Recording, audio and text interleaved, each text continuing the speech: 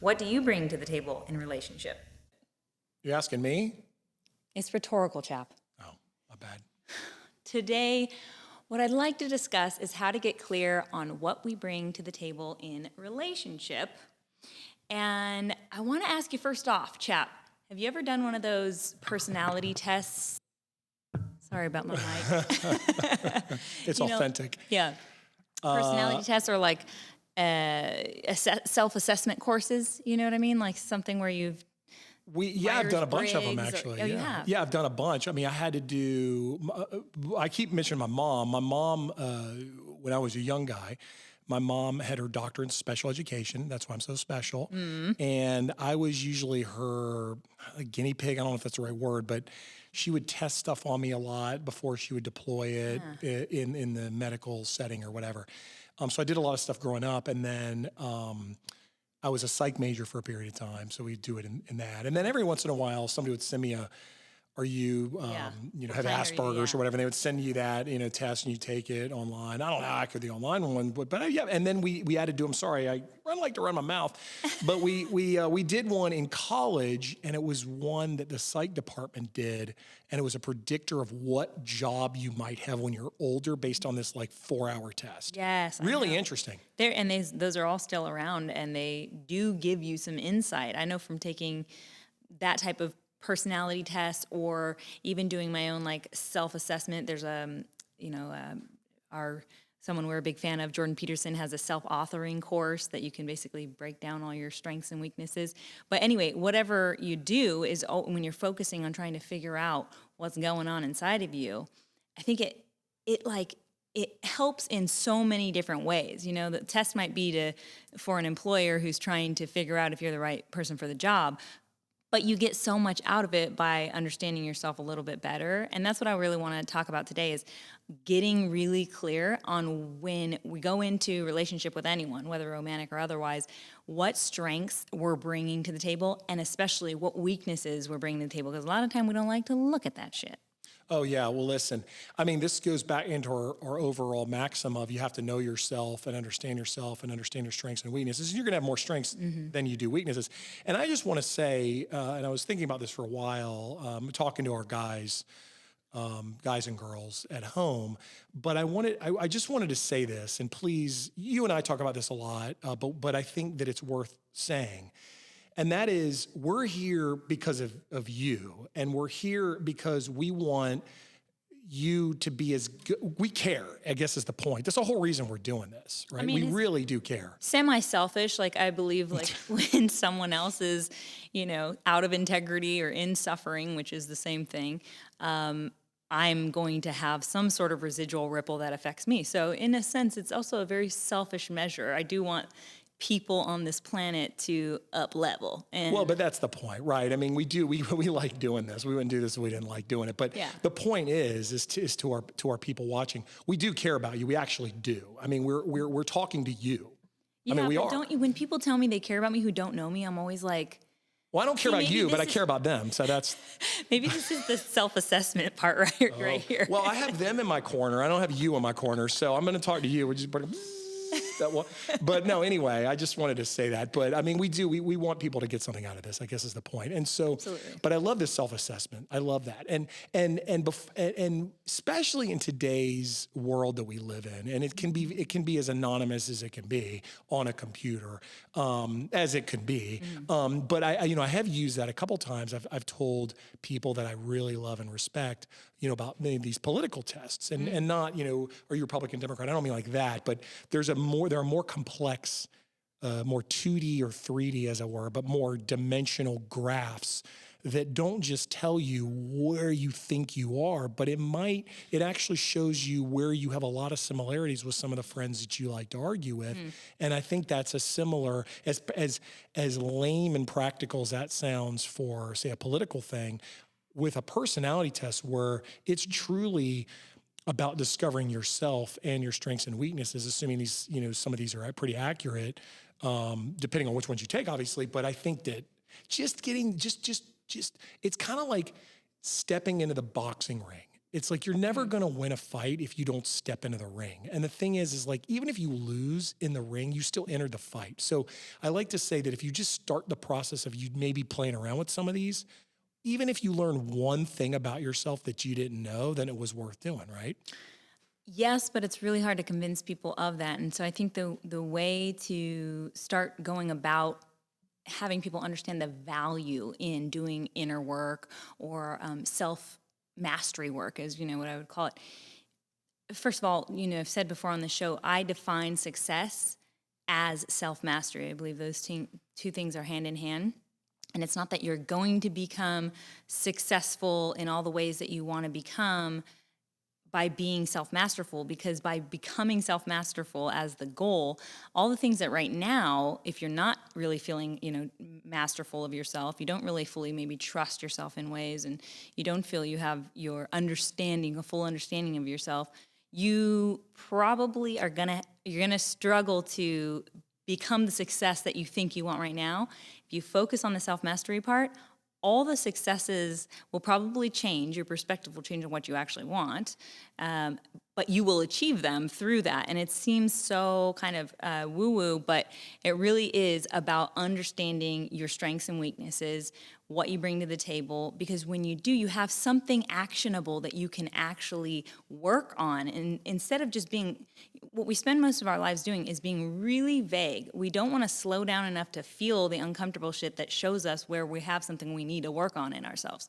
So we distract ourselves, we escape, we play video games, we watch Netflix, we scroll social media, and we end up creating more of that weakness and going, why am I struggling? Why am I struggling? Why am I struggling? So anyway, the idea is that what we need to start looking at is what is there in us to, first of all, appreciate? Like if you just stopped, looked in the mirror, and it can even start with physical, like what things about myself do I actually appreciate? Like a self-appreciation practice. Then get into your personality. Like what are those things about my personality that I notice, like my friends really think I'm funny and I have some smart things to say once in a while, or I read And they're not talking about you? probably Sorry. No, but it's very good, right? Very good, because it's kind of like, I feel like two things come to mind when you're talking about that. And one is the fact that you have investigated internally or asked yourself the question, is there something I need to work on? Yeah. Is like entering the ring. Yes. And it's the same as like, okay, I don't know, I feel really skinny and I think I should go to the gym.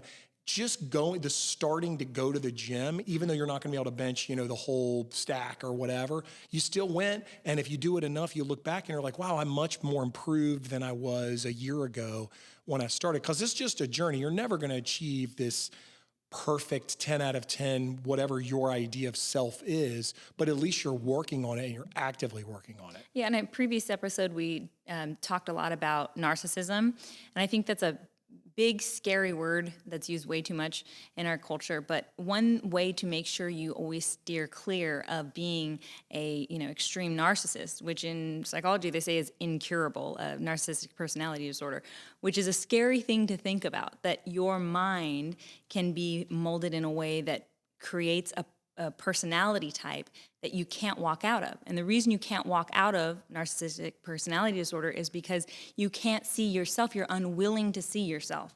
That's what makes a true narcissist, is someone who's not willing to look at their shit. They're not willing to take responsibility for their shit. They're not even ever going to look and point the finger back at themselves. They're always blaming someone else.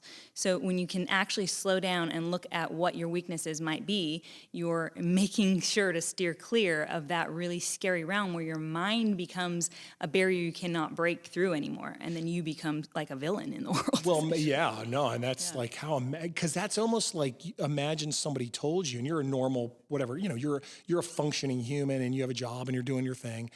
Imagine if somebody told you truthfully that your whole reality is concocted and you are incapable of seeing the real world that you're living in and you're damaging and being damaged by. I mean, that's a pretty tough thing. Yeah, I mean, you couldn't, that's the thing. Like, we want to be people who can we can stand in cognitive dissonance. We can stand in that moment where someone presents us with something that shakes our reality, that shakes our ego, and we go, fuck, I don't want to accept this because that means I'm gonna have to shift my identity. That's the hardest thing humans do is essentially let a part of their identity or something they identify with die.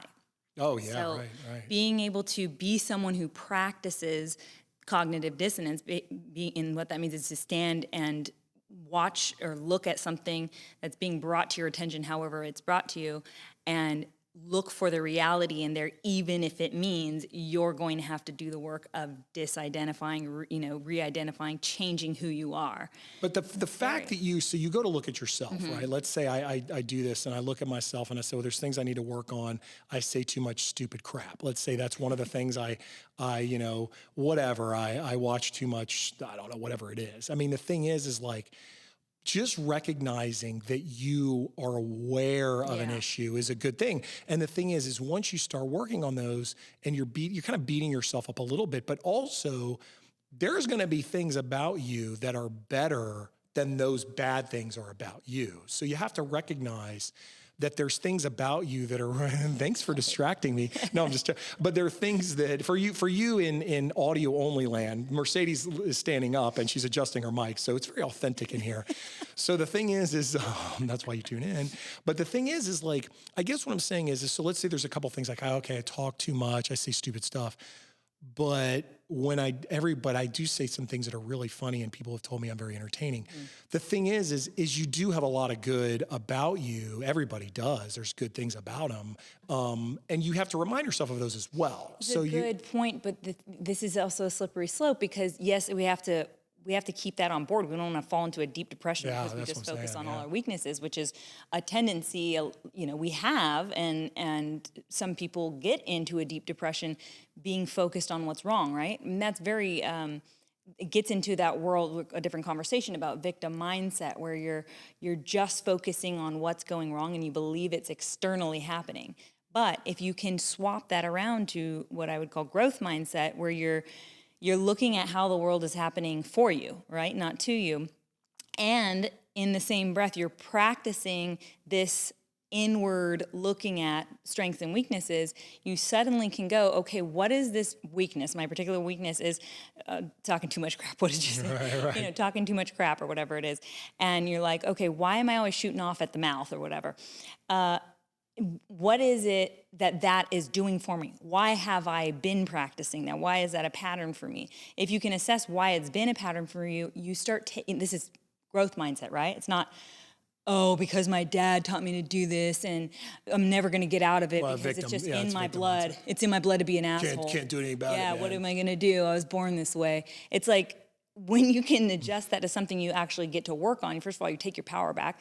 But now you're in a world that you can actually grow into something better. And I think that's what we really want for ourselves at the end of the day. We just don't know how to get there. So this idea that we're talking about of looking at the weakness and making it something you can grow from knowing about becomes judgment-free, like shame, not judgment-free, because you're always going to be judging things, but it takes the shame away from it. Well, you're working on it. Exactly. Yeah, you're working on it. And you realize why it was, so like when we start deducing, why do I talk so much shit? Well, I talk so much shit because it's a protection mechanism, because I want to be right, because if I'm wrong, I feel like I'm going to be abandoned by the tribe. You take it all the way down and you figure out why you started that pattern in the first place, what it is about that particular trait of yours that has actually been protective, some reason that you used it so for your own safety or for your own good in some way.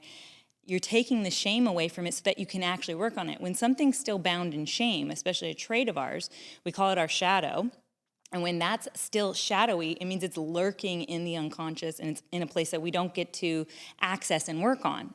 So we have to take the shame away in order to even touch it. We won't look at it if it's shame bound. Well, and is this, when you talk about identity, because you were mentioning you have to kind of understand your identity, or maybe when your identity thought, okay, your thought of your identity has been changed, or you're worried that some of these things could be changed that you might not like or whatever.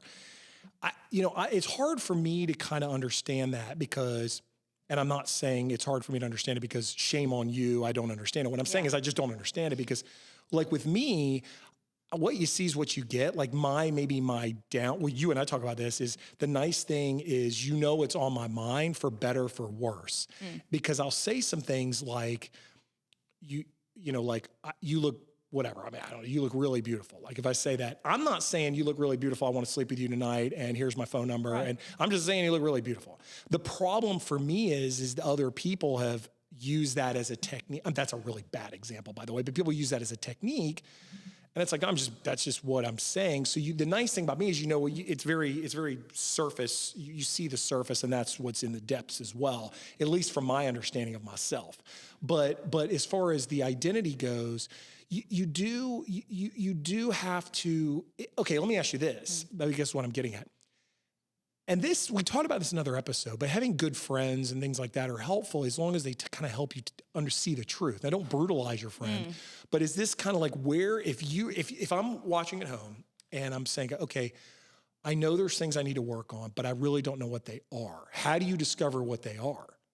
That's why when we started this conversation, it was about looking for those tools out in the world, self-assessment courses. Because you have to look outside of yourself, right? You have to look at your whole journey is going to be about looking inside yourself, right? Okay. But you sometimes need a guideline to do that because it's a vast, chaotic world in there. And especially if there's a lot of shame, which there is for most humans, you're going to have an impossible time working through it. So if there's stuff that's really shame-bound, that you've created some shadowy creatures in there, you've created some shadowy parts of your psyche that come out usually like, good examples when you're drinking and you start being rageful and you do shit where you're like, that wasn't even me. I don't even know who that was. Guess who that was? That was the subconscious part of you that you stuffed down, probably from a young time where you were emotionally wounded, that is seeping up because of your unwillingness to look at it during your waking life. This is why in dreams, we have usually continuous dreams that show us sometimes very ugly things or things that we just are like, I don't know what that was. It's a dream. It's so weird. Well, my teeth, I'm always crumbling my teeth in my dream, and it's scary. Whenever I have dreams of crumbling my teeth, it's all the time. It's a fear of financial. So let's take that moment and tell us, please buy whatever we're selling and view and click and click and click, because I don't want my teeth falling out at night anymore. And neither is Mercedes. Mercedes' teeth are much prettier than mine. Mine are all real though, but mine are. Anyway, sorry about that. Real. Okay. Well, actually, I've had okay. Yeah. No, but this is actually an interesting segue, because as far as this goes, looking for outside guidance on making you the best you can make it, we go to the dentist. What, twice a year typically for a checkup? What do you go to the dentist? If you go for a checkup, a cleaning, what do you go? Yeah, you go every twice a year. months. I think that's like what they recommend. So you go twice a year, and if you say I'm going to the dentist or I'm going to get a teeth cleaning or there's a cavity, nobody thinks anything about that. That's just But when we talk about inner work, I don't understand that. Yeah, because when we're talking about inner work, and you say, well, I'm going to see a life coach, or I'm just going to see a psychologist, or I'm going to see whatever, that's taboo, instantly taboo. But the nice thing about about having friends that are honest, and the nice thing about if you can find a valid, something personality book or something like that that can help you, nobody has to know about that you're working on this yourself. Although, like you said, if I'm a guy and I've indicated to you, and we're in a relationship, and I indicated to you that I'm working on myself. Yeah, it's my the therapist. Most attractive thing. Yeah, you can say and to that's what we need to understand. Journey. Yeah, we need to understand that. So I think that's the important thing. If you're watching this show to this point, you're probably on your own journey, and so you're probably looking for people in that same world. And there's a really cool, easy way to filter through to make sure you're collecting and calling in those people who are on that same journey with you. And it's essentially to continue doing your work, because you will get really excited about the things that you're changing and growing and healing and doing, and it will repel those who are not on that journey, who are not ready to look at themselves critically. Well, and it shows that they're open to talk about it, and if you're in a relationship with somebody and it's emotionally intimate, that is the true intimacy. Emotionally and intellectually intimate is when you're sharing with each other the journey that you're on and how you're getting maybe through some of your, like if you went on a date with somebody and you side mention, my therapist, and the guy's like, oh, well, That's funny because I saw mine yesterday. Oh, what did you don't have to tell me, but what are you working on? Oh, well, It doesn't my even have mom, to be. did something or whatever. I don't It know. doesn't have to be like therapy, like talk therapy. I mean, there's so many ways to do this work. As you start pulling on the thread, you'll find a zillion if you're watching this and you're interested. This idea, though, of intimacy is interesting because it takes two people who are on the growth path, who are in growth mindset, who are willing to do the inner work and look at their shit in order to have true intimacy. It can't happen when only one is and one isn't. It can't happen it just does. There's no depth It's there. not genuine, right? Yeah, because the depth comes from understanding what we're talking about today, which is knowing the strengths and weaknesses and how a shadow and a gift live side by side. If you can't go and uncover all your shadowy stuff, then you're not going to ever get the gifts that live within them. And you have to do a lot of that through relationships. Literally, you have to have it reflected, usually painfully, in a relationship where you go, ooh, that created conflict or some sort of dissonance here. And that's where you have to stand in that and go, okay, what's actually here? What is my responsibility? What do I need to work on or change? Or what do I need to construct a boundary around because I am in the right, I'm in integrity, and I'm doing this, from a place of love, and truth. So I want to go talk about, just to give some really tangible examples about this idea of self-assessment. And I can give my own personal examples of where I've pulled up my own negative traits versus a positive trait. And usually you can figure out how they go hand in hand. If you find a shadowy part of yourself, there will likely be a positive part of yourself that reflects it almost perfectly, right? And they sit side by side. For instance, one of mine would be, I might be seen as a leader or take that role really easily. I've always had that older sister archetype. I can kind of walk into a setting with a lot of people and I'm going to end up the leader. It's not really a question. I'm going to lead at least to some, to probably a pretty high regard. And my negative trait, so that sounds all positive and good. What don't we want to be leaders and alphas, whatever? But my negative trait is I can come off super pushy and bulldozy. And, that's what happens when you go into the dark side of that leader trait. You turn out being this person who's too aggressive and too pushy. And another, for instance, would be, I have intelligence on one hand, but on the shadowy side, that can look like being a know-it-all. And that can turn people off as well. And so it's this figuring out how we balance. And that's a big one for the guys because I know so many people, including myself, that fall into that trap. Is you're talking to somebody and they ask you what you do, or they ask you start talking to them, guy or girl, whoever you're talking to, and it can look like you're just like either A, you do so much stuff that there's no way you do any of it well.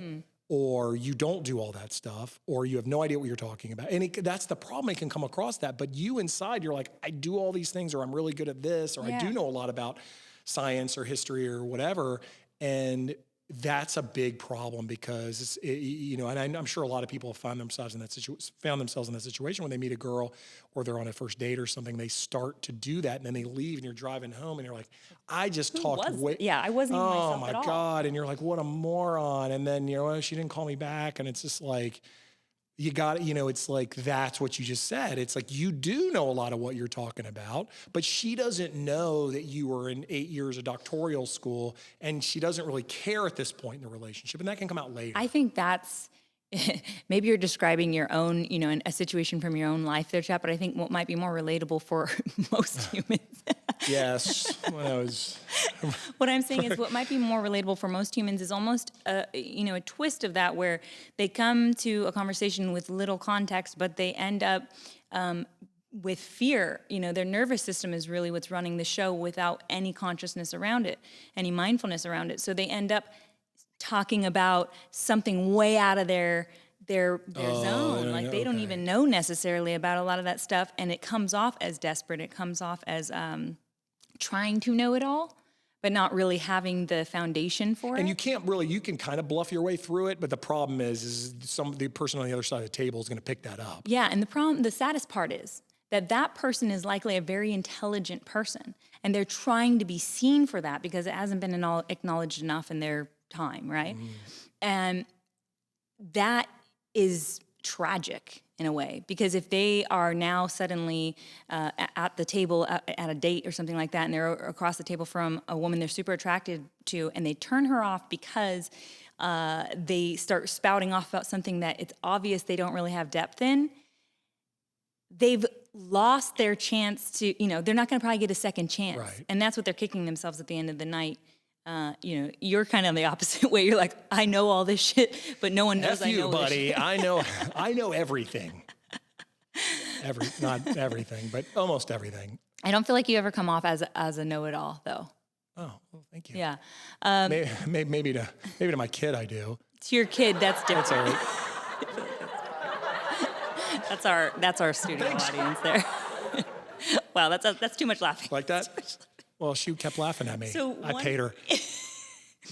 I was gonna say another trait that's often like, I guess, paralleled the shadow and light side of things would be this a diligent person who comes off as controlling. This is a me thing too. Make this all about me, but yeah, like that diligence is so great. Like, of course, we want that in ourselves and in people, but where does that come on? Where does that turn the corner to the extreme of becoming controlling now, where you show up so hard, might look like perfectionism or something like that, that it becomes controlling. And then, to just pull back our whole conversation, or the purpose of this conversation really, how do we assess ourselves and knowing those two things, the weakness and the strength, then how do we assess why that weakness is there? Where was it born from? Like, where did this shadow come from? Why did we create the place where we decide to go to the extreme and become controlling and commanding and demanding or whatever it is? Again, like that's the assessment that we have to get really real with ourselves and drill all the way down to. But I wanted to talk about, once we can do that, and once we've really gone through and swept through a lot of our stuff without shame, right? Like just watching, like, oh, that, you know what? I can be controlling in this way. I can. What have people told me that, is negative, that has really triggered me? We get to really go through and decide how we want to work on that. But the only way we get to start working on it is when we start taking away that really shameful piece. And I want to bring in this factor of triggering. So the way to start this assessment process, besides going and finding a tool out there where you can take a test or whatever, would be to look at where you've been triggered in life. Look at what triggers you. Even when you've gotten drunk, because drunk is really easy because you're so unconscious, you're literally taking your consciousness away, right? You're not present anymore. You're living from a place of your actual unconsciousness, like this place where the shadows live, and you're allowing it to flow through. That's what alcohol does. That's why we call it spirits, because suddenly there's some real truth that's coming through there. The spirit, our real spirit, is coming through, and it's not a negative. It's just that it's been repressed as if it was for so long. It's become angry. Yeah. So when we can figure out what that is, and it's not always anger. Sometimes it's like, we can quote unquote sluttiness, like things where we just are pissed off about doing it later, whatever it is. Well, mine is just wanting to fall asleep. So maybe I just want to sleep all the time.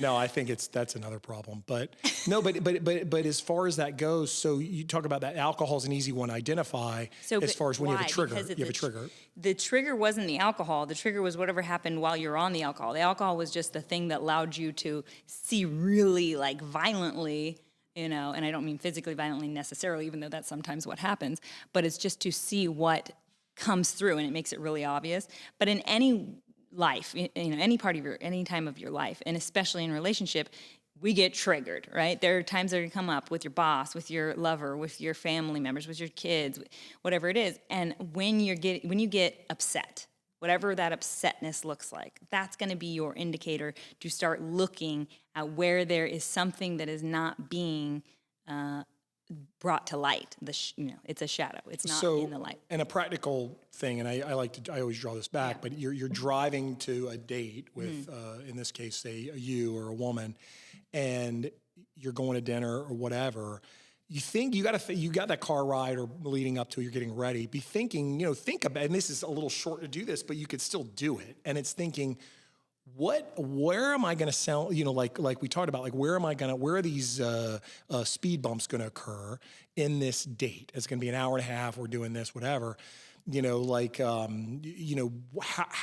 you're prepping yourself going into it. Where have I gotten triggered before and started talking too much, or coming off like a know-it-all, or talking about my mom the whole time?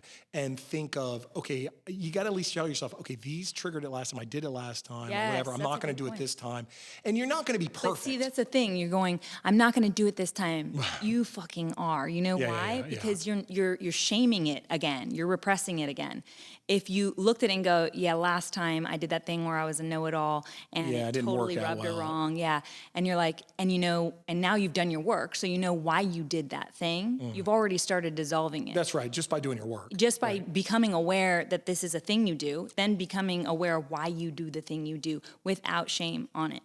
Now you get to walk into that situation with this woman who sits across from you at this date or whatever, and you maybe start piping off into that know-it-all realm, but you have your consciousness on board, and you have what I call speaking through truth and love on board. If you've been listening to this show enough, to be able to say to her, you know what, I'm noticing myself doing this thing I do where I try to act like I know a lot, but it's because I want to impress you and I want you to think I'm intelligent. So I'm going to shut my mouth now and I want to ask you something because I actually really am interested in learning more about you. And that's a really good technique anyway, because people like to know that you're interested in them. Yeah. So if you're on a date and that's a pretty good way to do it. You just ask intelligent, meaningful questions, listen to what they're saying, and respond accordingly and ask. And that's a good way the conversation just keeps going. Yeah, and then you never even have to talk about yourself because if you're talking about her and you're asking about her and you're getting to know her, that's the whole point. Right. And we're focusing maybe on just this intelligence versus know-it-allness. Right. True. Weakness and strength, which is beautiful because I think it's relevant probably for anyone who listens to this show has some intelligence, I would assume. But that idea of getting really honest, right, with the person in front of you, is I think the most attractive thing you can possibly do. Is if I was with a guy and he said that to me, he started piping off and doing the know-it-all thing, whatever, I wouldn't do anything. I would let him do whatever he's going to do. But he would, if he was to say, I'm doing this thing I know I'm don't like doing, and was honest like that, it would be like, wow, what a heart-opening experience for me. Well, and it might be actually, he could do it pretty funny. He could be pretty funny too. Sure, whatever the case, he's being so honest, and it's very vulnerable and very brave to do something like that. Most people won't. I mean, the fact is, he was putting on a mask because he was afraid to be seen for who he really is, right. So he's going into know-it-all land. But to bring it to your point, about being interested, not interesting, and like I said, we're kind of trolling this particular point about intelligence versus know-it-allness, but if any tip was ever to be given for dating scenarios or even for just like conversational scenarios, it would be about staying interested in the other person across from you instead of trying to be interesting. If you want to be seen as interesting, get a talk show. Yeah. Yeah. Do you know anybody that's got one? I'm looking for. Do you know anybody who created a whole talk show to hear herself talk? Yes. I don't know anyone like that. No, but I think this is good. It's oh, sorry. I just wanted to say that just to pull all those pieces together before we close out here. Once you've done the work, we're talking about today of like assessing yourself, essentially assessing your strengths and weaknesses, you get to take that into relationship, which is beautiful because now you know what you're coming with, you know what you're still working on, you know how to articulate and communicate that to the other person with you, but you also know what you can look for and desire in a partner as far as their strengths and weaknesses. And that's something that most humans don't do. Most people come in with not knowing anything about themselves, so they still have this weak nervous system response that they just go into a date relationship wanting to be accepted and wanted by the other person. That is the prerequisite before anything else. Maybe they need attraction in physical form and then to be accepted and wanted by the other person. And then they don't think about really much else. Like, are we compatible in other ways? Like, does this make sense? I'll work that out later. Right. Yeah. But if someone came in and one of their weaknesses was blaringly obvious, but you wanted to be wanted so bad because you hadn't worked out why you were worthwhile, you haven't worked out your strengths, and you haven't seen what your weaknesses are and why you built them, you would come in there thinking you're not worthy. You'd have all this shame that holds you back from realizing your truth. And it would be a real problem because you're going to end up in another relationship with someone who isn't necessarily compatible or compatible enough, and I think that's all it has to be, for you guys to make it, into the deeper intimacy we were talking about earlier. Yeah, because in worst case, in a bad scenario, it works for a little bit and then it fails again and you don't know why. Yeah, because you haven't assessed the whys. And which is, I guess, why naturally when you get a little bit older, people tend to stay in relationships maybe a little longer. And that might be one of the reasons, or maybe they just stay in relationships the rest of their life, which I hope to happen in my case. So it, I think that's I mean, the work again, I mean, this is a theme, know yourself, work at it. And and the results will be there. The results will be there. They'll be there. It might take a while, it might take not that much, but you still got to go through the journey. You still got to get in the car and you got to start driving. I think young people, and this is, I think the trajectory for young people, and I like to see that today it seems to be getting, this message seems to be sinking in to a younger and younger audience. But the trajectory of maturity, which is what we're talking about, maturity in relationship or moving towards what I would call conscious relationship or conscious love, would be you start out really propelled by your primal hormonal drivers, and then cultural, influences come into play, and you're trying to make sense of all of it from a young person's perspective.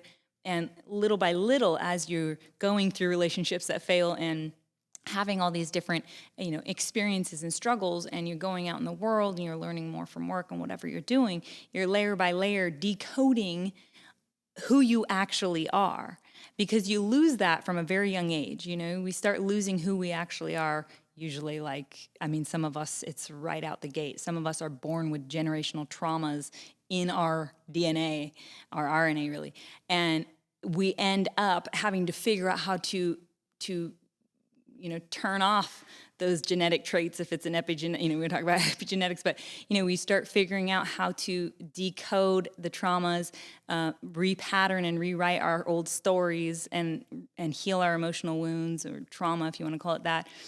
And then finally, when we can see past those things, we move into who we actually are here to be, which creates a perfect partner out of us. And it doesn't mean you have to be flawless at all. It means that you're conscious. I think that's what makes you the one. That's right. And this show's the one. I hope. But speaking of that, so what we need y'all to do, because we've talked enough today, I think, is subscribe, connect, comment through all the links below. And we do this show every week, so you can always catch us again next week. If you had someone in mind that you might want to share this with, don't bulldoze them with it. Send it in a loving way. This might be interesting to check out. Not, you need to watch this. Yeah, practice your diplomacy on this one. Yeah, practice Don't screw Mercedes and the chap over, okay? Yes. So we would love that you share the episode with someone who needs to hear it. And just a reminder, you already are.